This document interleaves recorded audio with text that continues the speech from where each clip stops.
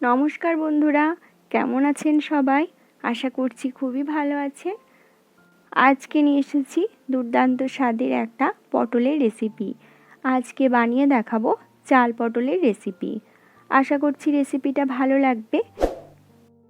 আপনারাও হয়তো অনেক রকমের চাল পটলের রেসিপি খেয়েছেন, কিন্তু একবার হলেও এই রকমভাবে আপনারা চাল পটলের রেসিপিটা বানিয়ে দেখুন। দুর্দান্ত স্বাদের হয় খেতে, আর সময়ও খুবই কম লাগে বানাতে। রেসিপিটি অবশ্যই লাস্ট অবধি ফলো করতে হবে, আর চ্যানেলে যদি নতুন হয়ে থাকেন অবশ্যই চ্যানেলটিকে সাবস্ক্রাইব করে রাখবেন। চাল পটল বানানোর জন্য এখানে আমি নিয়ে নিয়েছি কিছু পটল। পটলগুলো একদম ফ্রেশ ইউজ করবেন। এবার পটলগুলোকে আমি একটু ছুলে নিয়েছি। দেখুন, খোসাটা এইভাবে কেটে নেবেন।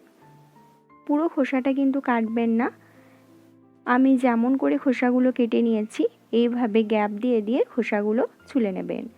এবার পটলগুলোকে আমি কেটে নিচ্ছি টুকরো টুকরো করে। একটা পটলকে আমি 3টে ভাগে কেটে নিচ্ছি। আপনারাও কিন্তু এইভাবেই কেটে নেবেন। খুব বেশি ছোট ছোট করবেন না, পটলটাকে 3টে ভাগে কেটে নেবেন। আপনারাও নিশ্চয়ই অনেক রকমের চাল পটলের রেসিপি খেয়েছেন, কিন্তু আমি আজকে যেমনভাবে বানাবো এরকম প্রসেস ফলো করলে এর স্বাদ কিন্তু কখনোই ভোলার নয়। দেখুন, পটলগুলো আমার একদম টুকরো টুকরো করে কেটে নেওয়া হয়ে গেছে। এবার এগুলোকে আমি একটা পাত্রে তুলে নিচ্ছি। যে পাত্রে পটলগুলো তুলে নিলাম, এবার এই পাত্রে একটু ম্যারিনেট করে নেব। সামান্য একটু দিয়ে দিলাম হলুদ গুঁড়ো, আর দিয়ে দিচ্ছি সামান্য একটু লবণ। লবণটা আপনাদের স্বাদ মতো নেবেন। এবার নুন এবং হলুদটাকে পটলের গায়ে ভালো করে মাখিয়ে নিচ্ছি। আলতো হাতে মাখিয়ে নেবেন। এবার এই ম্যারিনেট করা পটলটিকে 10 মিনিটের জন্য ঢাকা দিয়ে রেস্টে রেখে দেবো। এবার একটা মশলা বানিয়ে নেব।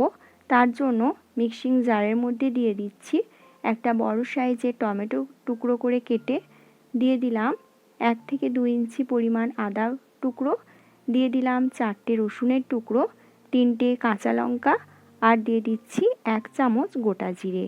এটাকে খুব মিহি করে পেস্ট বানিয়ে নেব। ওভেনে কড়াই চাপিয়ে কড়াইয়ের মধ্যে দিয়ে দিলাম 2 টেবিল স্পুন সর্ষের তেল। তেলটা হালকা একটু গরম করে নিয়ে এখানে আমি কিছু কাজু বাদাম ভেজে নেব। খুব বেশি কিন্তু তেলটা গরম করে ভাজবো না, তাহলে কাজু বাদাম খুব তাড়াতাড়ি লালচে রং চলে আসে। হালকা ফ্লেমে এবার এটাকে হালকা লাল হওয়া পর্যন্ত ভেজে নেব। খুব বেশি কিন্তু লাল লাল করব না। কাজু বাদামগুলো ভেজে নেওয়া হয়ে গেছে। এই পর্যায়ে আমি সমস্ত বাদামগুলো তুলে নিলাম। এবার এই তেলের মধ্যে দিয়ে দিচ্ছি পটলের টুকরোগুলো। ম্যারিনেট করে রাখার জন্য পটল থেকে কিন্তু অনেকটা পরিমাণ জল বেরিয়েছে। এবার এই পটলের টুকরোগুলোকে নেড়ে চেড়ে খুব ভালো করে লালচে রং ধরা পর্যন্ত ভেজে নিতে হবে। পটল কিন্তু যত ভালো করে ভাজবেন আপনার চাল পটলের রেসিপি কিন্তু ততটাই টেস্টি হবে। সেই জন্য হালকা ফ্লেমে আপনারা এটাকে উল্টে পাল্টে লাল লাল করে ভেজে নেবেন। দেখুন, পটলগুলো অনেকটাই আমার লাল লাল করে ভেজে নেওয়া হয়ে গেছে। আরও 1 মিনিটের মতো এটাকে ভেজে নিয়েছি। এবার এটাকে তুলে নিচ্ছি একটা পাত্রে। তোলার সময় পটলগুলো 1-2 সেকেন্ড একটু চেপে ধরবেন, যাতে এক্সট্রা তেলগুলো বেরিয়ে যায়।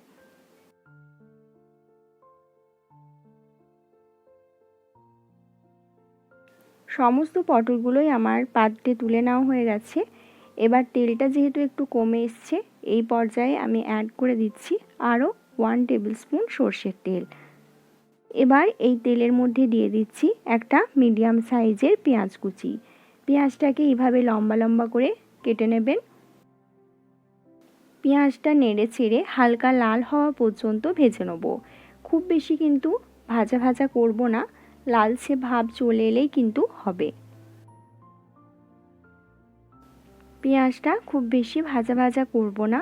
পেঁয়াজের যে একটা মিষ্টি মিষ্টি ভাব, সেটা কিন্তু তাহলে এই চাল পটলের মধ্যে পাওয়া যায়। পেঁয়াজটা হালকা একটু লালচে ভাব চলে এলেই হবে। দেখুন, পেঁয়াজটা হালকা লাল হয়ে গেছে। এই পর্যায়ে অ্যাড করে দিচ্ছি বেটে রাখা মশলা। যে মশলাটা আমি আগেই বেটে নিয়েছি সেই মশলাটা এখানে অ্যাড করে দিলাম আর দিয়ে দিলাম ওই মশলার বাটি ধোয়া সামান্য একটু জল।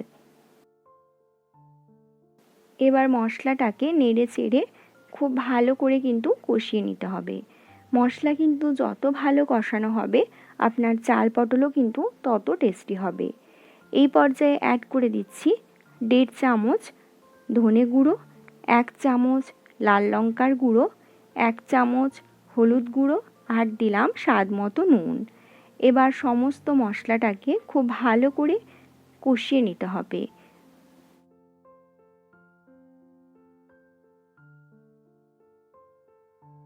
মিডিয়াম ফ্লেমে এটাকে কষিয়ে নিচ্ছি। যতক্ষণ না মশলা থেকে তেল ছেড়ে দিচ্ছে ততক্ষণ কিন্তু কষিয়ে নিতে হবে। দেখুন মশলাটা খুব ভালো করে কষিয়ে নেওয়া হয়ে গেছে আর মশলা থেকে কিন্তু তেলও ছেড়ে দিয়েছে। এই পর্যায়ে আমি অ্যাড করে দিচ্ছি ধুয়ে রাখা গোবিন্দভোগ চাল। এখানে আমি 1 কাপ গোবিন্দভোগ চাল নিয়েছি। চালটাকে আমি আগে ভালো করে ধুয়ে 5 মিনিটের জন্য ভিজিয়ে রেখেছিলাম। এবার চালটাকেই মশলার সঙ্গে ভালো করে নেড়েচেড়ে ভাজা ভাজা করতে হবে। চাল যেহেতু ভাজতে ভাজতে জল টেনে নেয়, দেখুন ভাজা ভাজা অনেকটাই হয়ে গেছে। এই পর্যায়ে অ্যাড করে দিচ্ছি খুব সামান্য একটু জল। এই জলটা দিয়েও চালটাকে আরও 5 মিনিটের জন্য ভালো করে কষিয়ে নেব মশলার সঙ্গে। কষিয়ে নেওয়া হয়ে গেছে। এই পর্যায়ে অ্যাড করে দিচ্ছি পরিমাণ মতো জল। যেহেতু আমি 1 কাপ গোবিন্দভোগ চাল ইউজ করেছি তার পরিপ্রেক্ষিতে এখানে আমি 2 কাপ জল দিয়ে দিয়েছি। এবার এটাকে ভালো করে ফুটতে দেবো যতক্ষণ না চালটা সুসেদ্ধ হয়ে যায়। দেখুন চালটা কিন্তু খুব ভালো করে সেদ্ধ হয়ে গেছে। এই পর্যায়ে অ্যাড করে দিচ্ছি ভেজে রাখা পটলগুলো। পটলগুলো দিয়ে আরও ভালো করে চালের সঙ্গে মিশিয়ে নিচ্ছি। দেখুন এই পর্যায়ে কতটা লোভনীয় লাগছে দেখতে আর কালারটাও কিন্তু খুবই সুন্দর এসছে। আপনারা দেখেই বুঝতে পারছেন। দেখতেই এতটা লোভনীয় লাগছে তাহলে খেতে কতটা সুন্দর লাগবে সেটা নিশ্চয়ই বুঝতে পারছেন আপনারা। এবার আমি অ্যাড করে দিচ্ছি ভেজে রাখা কাজু বাদামগুলো আর দিয়ে দিলাম এখানে 1 চামচ ঘি। ঘিটা কিন্তু আপনারা অবশ্যই ইউজ করবেন। ঘি দিলে কিন্তু এর স্বাদ আরও বেড়ে যায়। কাজু বাদাম আর ঘিটা দেওয়ার পরে আরও একবার ভালো করে নেড়েচেড়ে নিচ্ছি। আরও 2 থেকে 3 মিনিট এই চাল পটলটা ভালো করে নেড়েচেড়ে নিতে হবে। এবার এর মধ্যে অ্যাড করে দিলাম 1/2 চামচ গরম মশলার গুঁড়ো। গরম মশলার গুঁড়োটা দিয়েও 1 মিনিট ভালো করে নেড়েচেড়ে নিচ্ছি। নেড়ে নেওয়ার পরে এটাকে দমে রেখে দেবো ঢাকা দিয়ে ফ্লেম অফ করে 5 থেকে 6 মিনিট। তৈরি হয়ে গেল আমার আজকের রেসিপি, দুর্দান্ত স্বাদের চাল পটলের রেসিপি। আশা করছি রেসিপিটা ভালো লেগেছে। এরকমই আরও নতুন নতুন রেসিপি দেখার জন্য অবশ্যই আমার চ্যানেলটিকে সাবস্ক্রাইব করে রাখবেন আর পাশে থাকা বেল আইকনটিও প্রেস করে রাখবেন যাতে ভিডিও আপলোড করার সাথে সাথে নোটিফিকেশন আপনার কাছে পৌঁছে যায়। দেখা হচ্ছে এরকম আরও নতুন রেসিপির সঙ্গে। ভালো থাকবেন, সুস্থ থাকবেন। নমস্কার।